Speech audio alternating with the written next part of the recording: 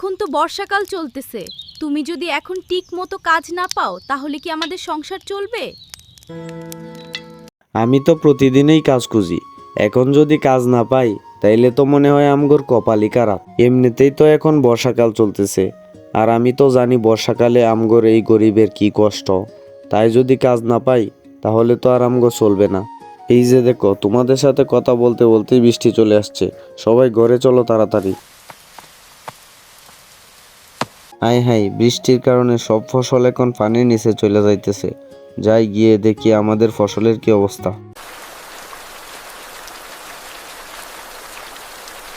High high, এই বৃষ্টির পানিতে তো আমাদের সব ফসল ডুইবা গেছে।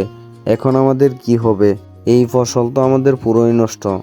আচ্ছা, কি আর করা যাবে, একটা বুদ্ধি এসেছে মাথায়।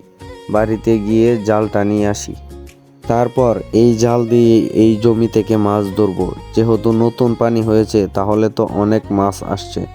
হাই হাই, বৃষ্টি হয়ে তো মনে হইতেছে আরো ভালোই হয়েছে, কারণ এইখানে তো অনেক মাছ পাওয়া যাইতেছে। এই মাছ বাজারে বিক্রি করলে তো অনেক টাকা পাওয়া যাইব।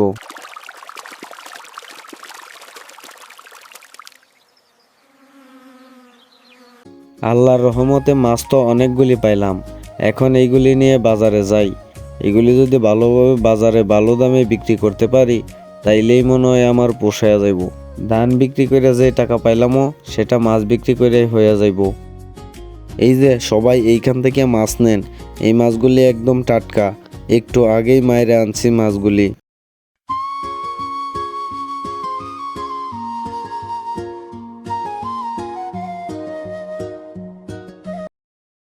মাছগুলি ভালো দামে বিক্রি করাতে আমার সংসারটা চইলা যাইব, না হইলে তো আমি এই বর্ষাকালে পুরো বিপদেই পইড়া যাইতাম।